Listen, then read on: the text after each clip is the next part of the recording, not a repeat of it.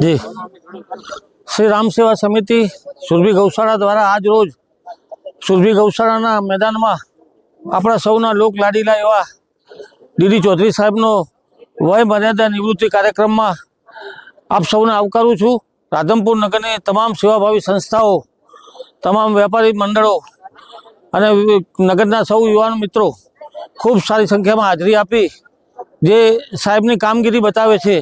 સાહેબની ટીમ સાહેબની ટીમે જે છેલ્લા 3.5 વર્ષમાં રાધનપુરની અંદર ખૂબ સારી સેવા બજાવી છે અને અમારી ટીમ સાથે સાહેબનો ખૂબ ગૌરવ રહ્યો છે।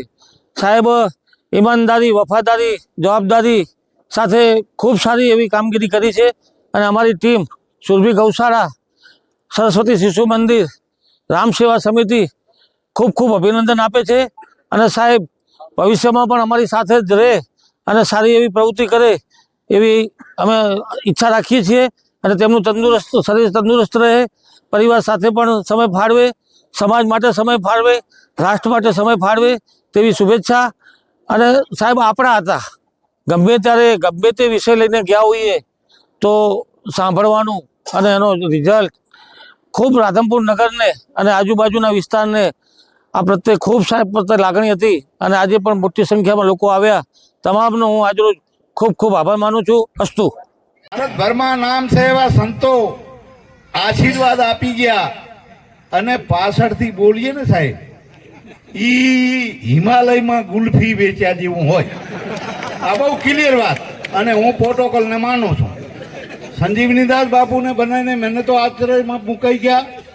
મેં કીધું એન્કરે નામ લીધા ને કે એમને પાછળથી આશીર્વાદ ને જે કંઈ હોય એ બધું પાછળથી બાપુ તમારે બોલવાનું હોય। આજુ ક્લિયર વાત છે એટલે ખૂબ આનંદની વાત છે। આજે માં ગૌ ગંગાની પૂજા કરીને ડીડી સાહેબ એમના વખાણ શું હું કરું પણ ભલામણા અને સુરભી ગૌશાળાને જેટલા આપણે અભિનંદન આપીએ એટલા ઓછા કે એમણે અને તમે અમે બધાએ વય નિવૃત્તિ તો થતા ઘણાય અધિકારીઓને વિદાય આપી છે, જોયા છે, વય નિવૃત્તિઓ જોઈ, પણ આપણા આ વિસ્તારમાં પોલીસની નોકરી કરવી તો બધાને ખબર છે ને, સાચું કેવું પડે ભલામણા, પણ એના વચ્ચે રહીને 3.5 વર્ષ સેવા આપી છે સાહેબ।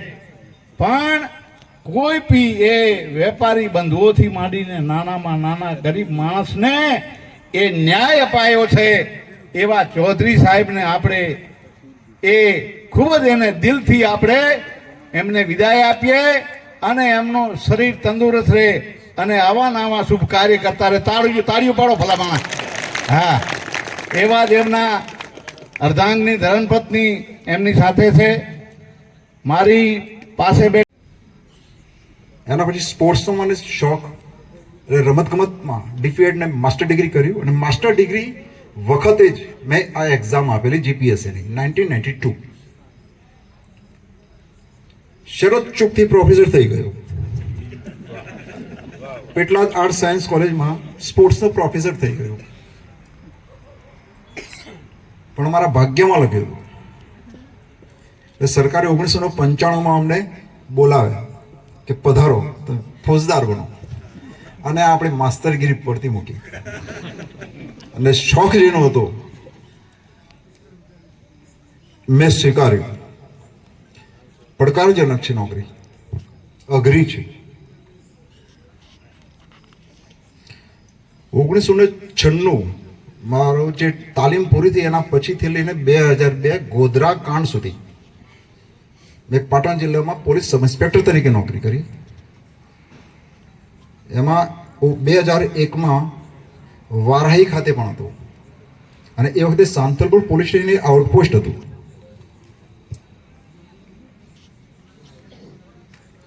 હાલમાં જે ફેન્સિંગ છે બીએસએફની એ નહોતી બાબુ, એટલે વધારે અમે નાઇટમાં પેટ્રોલિંગ કરતા અને ઊંટ ઉપર જે પેટ્રોલિંગ થતું એની સાથે પણ હું રહેતો અને એ વખતે આઉટપોસ્ટ જર્જરિત થવાની તૈયારીમાં હતી તો મેં પીપળ વાવેલા। એ પીપળ અત્યારે એટલા સરસ મોટા છે કે બિલ્ડિંગ બિલકુલ નહોતો તો એ ઊંટને અત્યારે પીપળ નીચે બાંધે છે અને એ પીપળ મેં વાવેલા।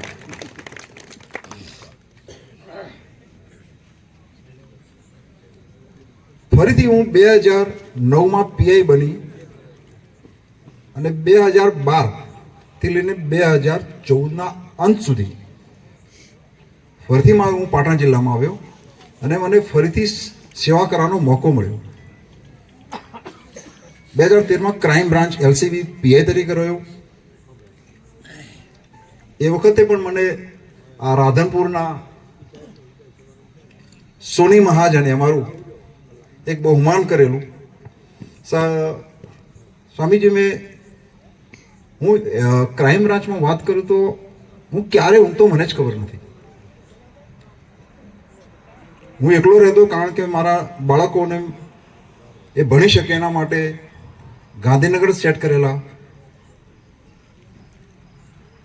મારી સાથે મારો એક મિત્ર હતો, એને મેં ચાવી આપી રાખેલી કે તારે જ્યારે સૂવાનું હોય એટલે બહારથી લોક કરીને રસોડામાંથી અંદર આવીને તારે સૂઈ જવાનું. હું ગમે ત્યારે આવીશ અને ગમે ત્યારે જતો રહીશ. રાત્રે ક્યારે આવું એને ખબર ના. અને આજે પણ આ પ્રયત્ન કરજો, રાત્રે ગમે ત્યારે મને ફોન કરજો. મારો પહેલો ખાલી એક શબ્દ જ હેલો એટલો જ ધીમો છે, બાકીનો બિલકુલ સજાગ છે. મેં મારા શરીરને ટેવ પાડી છે, મને ટેવ પડી છે પોલીસ ખાતામાં. અમે બિલકુલ જાગૃત અવસ્થામાં રહીએ છીએ. સૂતા હોઈએ એના પછી તરતની બીજી ક્ષણ મેં સંપૂર્ણ જાગૃત અવસ્થામાં હોઈએ છીએ. એમાં મારા શરીરને કેળવ્યું છે. કોઈ પણ પરિસ્થિતિ સામે આવે એની સામે એને ફાઇટ કરવા માટે અમે મારા તન અને મન ને તૈયાર રાખીએ છીએ. અને એટલે જ ફિઝિકલ ફિટનેસ જળવાઈ છે એમ હું માનું છું. હું બિલકુલ હંમેશા પોઝિટિવ રહું છું. કોઈ પણ કામમાં કોઈ પણ સામે વ્યક્તિ આવે, હું મારા પોલીસ સ્ટેશનથી જ્યારે પીઆઈ તરીકે હતો, પીએસ આવ્યો તો પોલીસની જ્યારે રાત્રે નીકળું અથવા બપોરે જમવા નીકળું તો કોઈ પણ ગેટ સુધીમાં કોઈ પણ માણસ સામે અથવા બેઠેલો હોય તો એને પૂછીને નીકળું, બોલો ભાઈ તમને શું ફરિયાદ છે, કેમ પોલીસ સ્ટેશન આવેલા છો. એટલું મને આદર પ્રજાજન પ્રત્યે રહ્યો છે. એટલે કોઈ લગભગ ફોન પછી પીએસઓનો આવતો નહીં હું ઘરે પહોંચ્યા પછી કે સાહેબ આ કોઈ આવ્યા છે ને. કારણ કે હું જતા સુધી કોઈ પણ વ્યક્તિ આવ્યો હોય એને સાંભળીને પછી જ ઘરે જતો.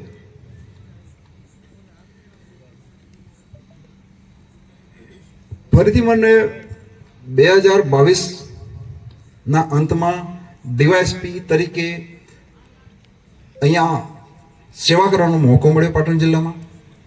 અને 3.5 વર્ષથી હું અહીંયા એઝ અ ડીવાયએસપી તરીકે છું.